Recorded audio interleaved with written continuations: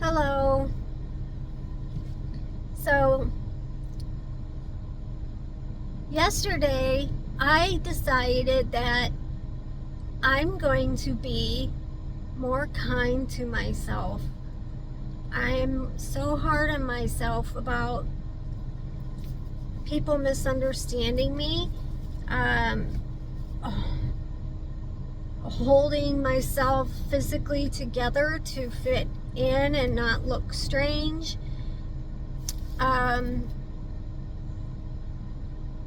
To not act as enthusiastic about my special interest as I am. And so,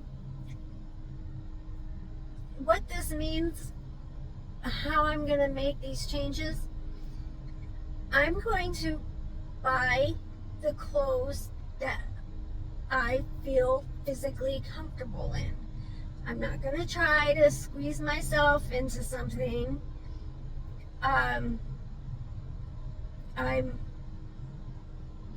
not I'm going to do what I like to do, and that is I get my clothes secondhand from Goodwill because they're already worn in, and that makes them more comfortable. And I buy them a size too big, or at least I did this time, a size above, because I noticed I have a pair of jeans that just for some reason the size is the same as the others, but they fit looser. And I find that I have less issues with um, irritability and meltdowns simply because of how my clothes feel. So I'm not gonna get on myself about having to hitch my pants up frequently because they're a little too big, but I feel comfortable, and that makes me happier, more productive, and more pleasant to be around. I, and so, and I'm going to wear the shirts, the things I like. I have to wear a jacket or a sweatshirt in the stores because they are too cold, and that really, really bothers me. My mom is making me lightweight hoodies, um, so I can wear hoodies in warmer weather. And it's really nice to know someone who can sew really well. And so, as long as, and so I'm gonna wear hoodies. I have lightweight hoodies, but the ones my mom are making are even more lightweight for summer, because this on my neck drives me insane.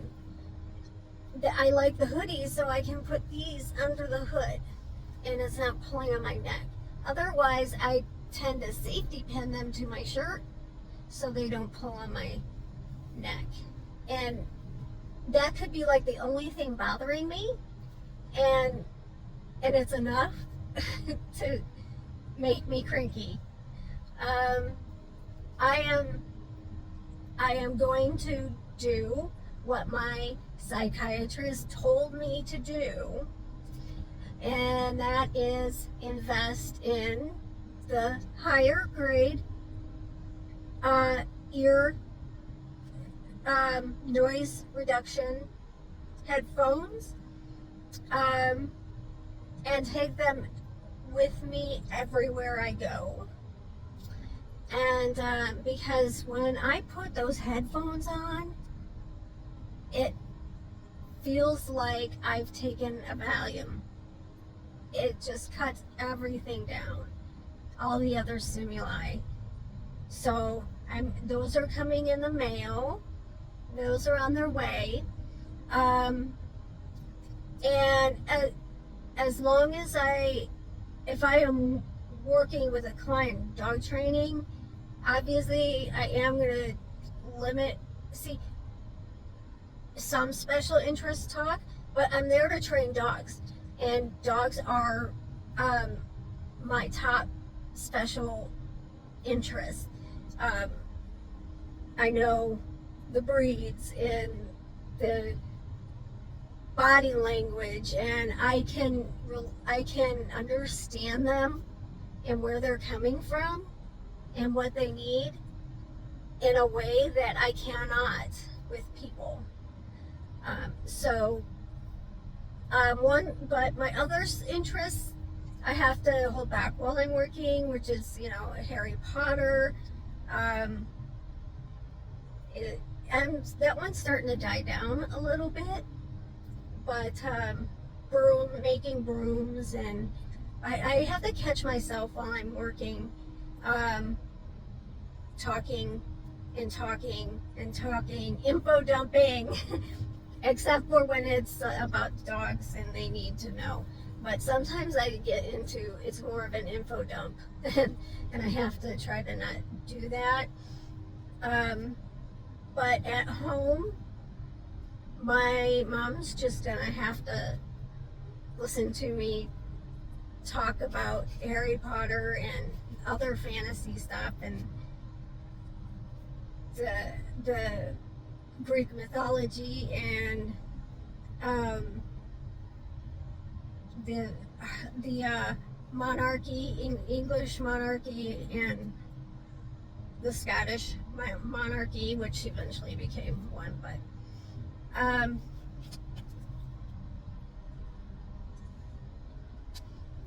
another thing is, I'm gonna tell myself it's okay to have my things with me. My chapstick, I have to have that, and a fidgety, because they are helpful. They're not a crutch. They do help. I'm not looking for sympathy by wearing my headphones in public or popping my popper. I actually prefer a different stem, but they are kind of cumbersome, unless I'm specifically, like if I'm going to the dentist. And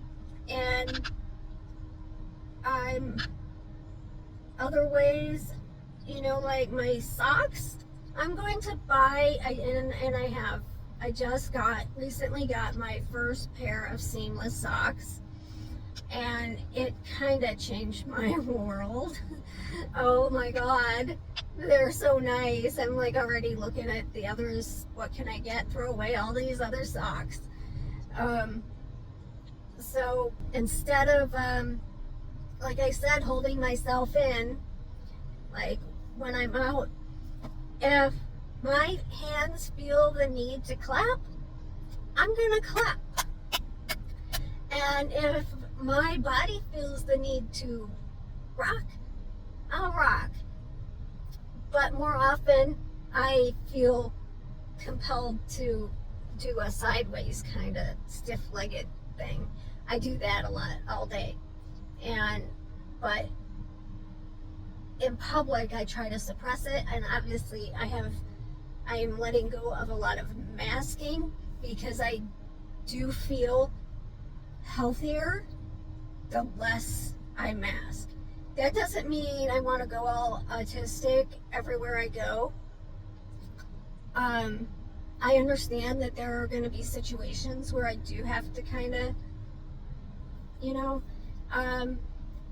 I'm going to have to let go of some people, toxic people, that education, my psychiatrist, also my mom has twice recently,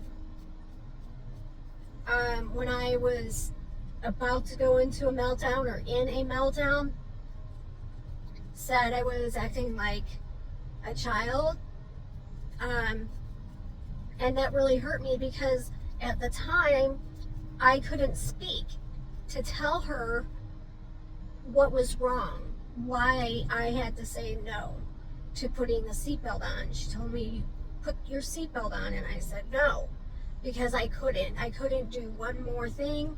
I couldn't do one more thing someone telling me to do, and I was already out of sorts, and I just wanted, we're like 2 blocks from home, let's just go home. But I said no. But at the time I was in a meltdown, and I was going in there, and it really hurt my feelings when she said that she was upset because I acted like a child, a bratty child or something. And she got an attitude not too long ago when I was having difficulty, and my psychiatrist told me to tell my mom from him that she needs to educate herself about autism. And I said that to her in a nicer way than he did. And she said, well, I have, sort of. But, then the second thing happened. I'm like, no, you don't understand. When I am going into a meltdown, I lose the ability to speak and tell you what's happening. But I am doing things physically in that you can see that I'm having a hard time. So I can't let go of my mom. But people like, I guess I still consider this person a friend, but she had come to me when she was having a hard time with something, and I was there for her and supportive.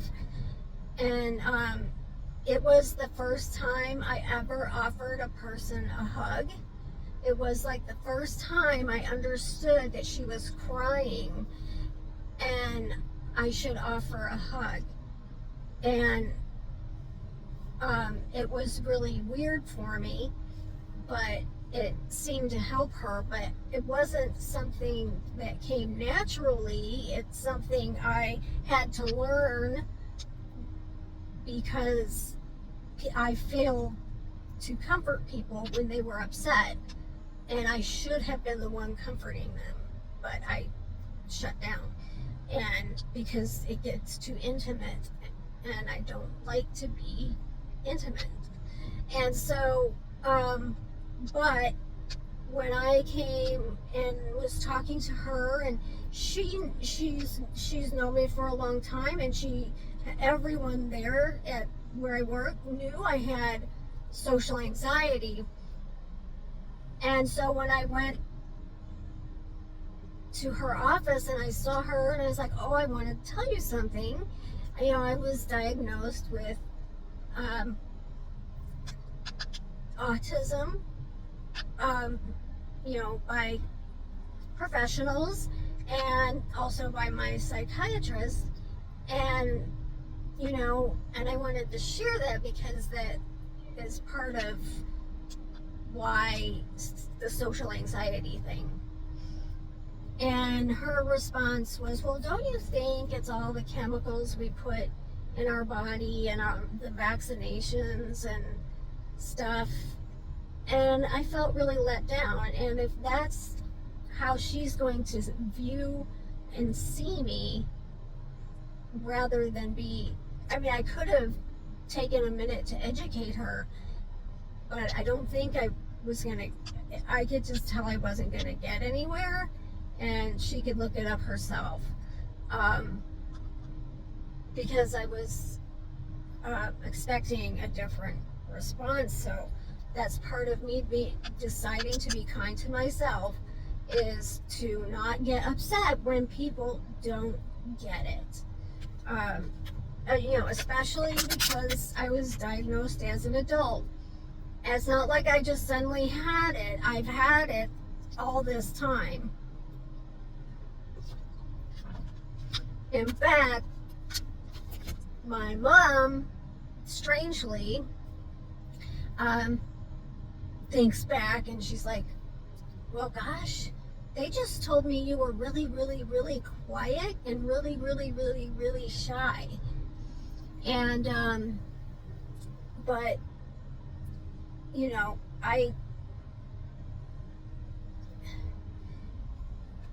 if, and, it's just amazing the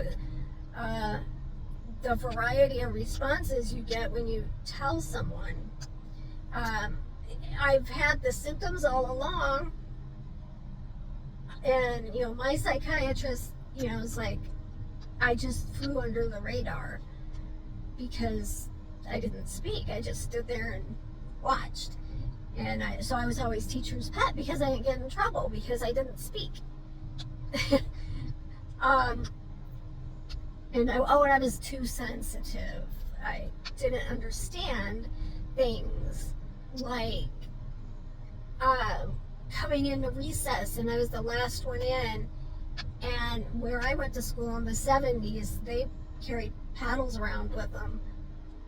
And she hit me on the bottom with the paddle, and I just burst out in tears. I was just a little kid, and she said, "Oh my goodness, it was just a little love tap."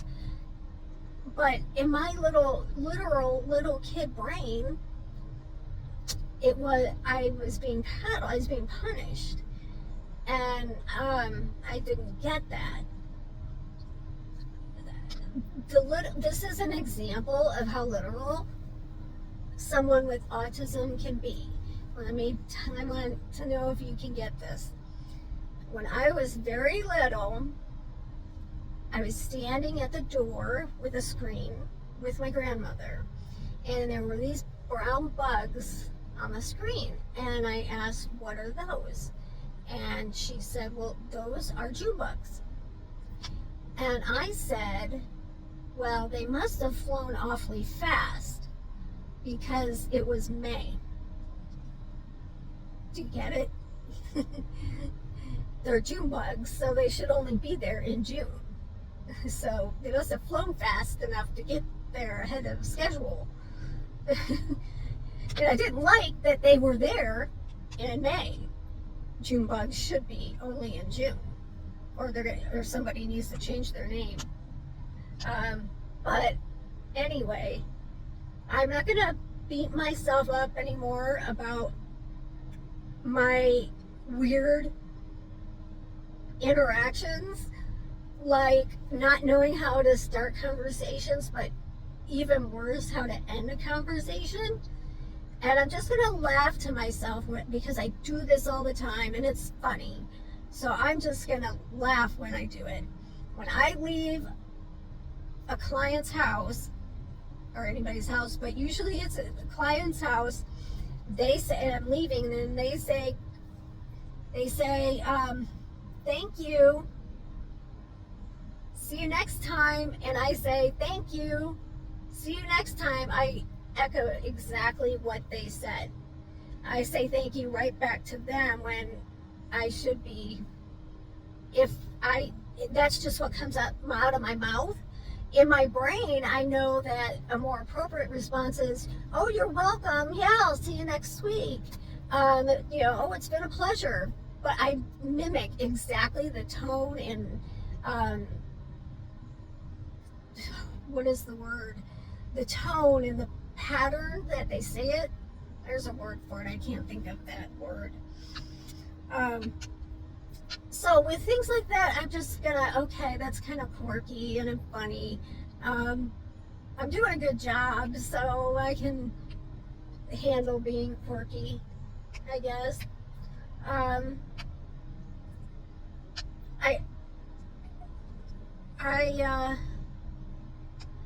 Yeah, I'm not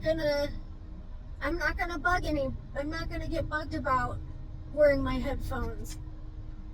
And in fact, I have found people are more sensitive around me when I wear them. Like, I wore them to church for the first time. I sat in the front pew, first one, and so I could hear the priest, and I was just trying to see if I liked it better that way or not. And someone that she is like this designated welcome wagon, and she stopped and saw that, asked me how I was doing. Am I doing okay? Because she noticed I had the headphones on, and she knows. I told her and the priest, they know I'm autistic. And I'm like, no, it's just a bad sensory day, so I wanted to wear my headphones to cut down some extra noise. So, anyway, those are so far the things I can think of. I don't know what to do about rigidity. I am extremely rigid in patterns and routines, organizing. I'm very rigid, and that's one that I'm really struggling with. And if I find a way to stop that, then, or just, I don't know what to do with that one. So if you have any ideas, let me know on how to lessen the stress of being rigid, like being less rigid. Maybe I should try once a day doing something in a different order, or skipping something. But I get really bent out of shape. And I also am going to give myself plenty of time to transition. I am not going to schedule dog training if I have 2 clients that day together, like one after the other. I'm going to give myself a little bit of time in between to get through the transition, because I end up having burnout when I try to put too many things in order for that day. I need to know ahead of time to prepare. So I'm going to give myself some extra time. It's not being lazy, it's not procrastinating. I just need 10 minutes before I can get on with it. Just please understand that. Some people can't understand that. One activity to the next. And I can't do that. They change plans. They